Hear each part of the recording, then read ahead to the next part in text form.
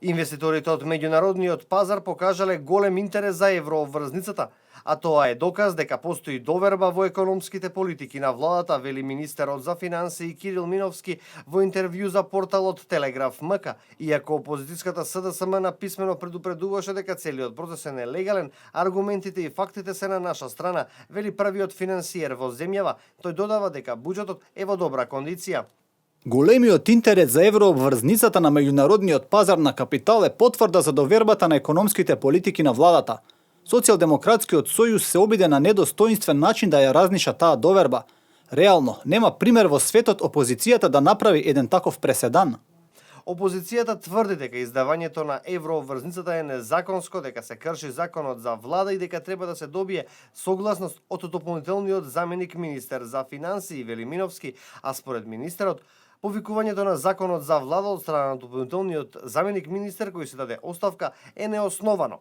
Миновски смета дека дополнителниот заменик министер за финансии пред неколку месеци само иницијативно си поднесе оставка. Оставката му беше прифатена од собранието. Во меѓувреме, изборите во април беа откажани, закажани беа во јуни, па и тие беа откажани. Датумот за избори се очекува кон крајот на август. Согласно законот за влада, 100 дена пред избори се формира техничка влада. Немаме датум за избори, немаме техничка влада, немаме дополнителен заменик министер за финансии, така што повикувањето на законот за влада е неосновано, дециде Неминовски. Целата постапка за издавање на еврообврзницата беше во согласност со законите. Усогласена е со Министерството за правда, со правните застапници на конзорциумот од светски реномирани банки, преку кои е издадена еврообврзницата. Еврообврзницата се издава за буџетски потреби во 2016 и 2017 година, како и за отплата на доспеани обврски. Имаше шпекулации од страна на опозицијата дека средствата од еврообврзницата не се наменети за 2 години, бидејќи во ребалансот во ставката депозити не се ставени тие средства. Ова е апсолутно неточно.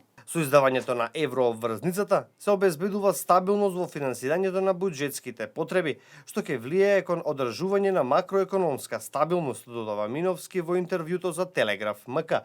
Со обезбедувањето на средства од странскиот пазар на капитал им се отвара простор на домашните комерцијални банки, поголем дел од средствата да ги пласираат во кредити кон корпоративниот сектор. Миновски тврди дека покрај издавањето на еврообврзницата Македонија е меѓу најмалку задолжените земји во Европа.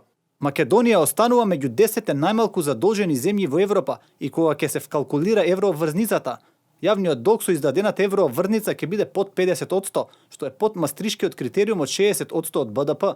Годинава достасуваат за отплата обврски во износ од околу 180 милиони евра, кои ќе ги отплатиме со дел од средствата од еврообврзницата, што ќе влијае на намалувањето на државниот долг, а исто намалено е и домашното задолжување. Миновски очекува дека постигнатиот политички договор на 4 политички партии ќе значи и нормализирање на економската состојба во земјава. Се надева дека државните интереси ќе бидат секогаш пред партиските, а не обратно. Очекува Македонија да се врати на патеката на економски развој за странските и домашните инвестиции и за најважно од се отварањето на работните места и подобрувањето на животниот стандард на граѓаните. Капиталните инвестиции во буџетот се на историско највисоко ниво, завршува Миновски.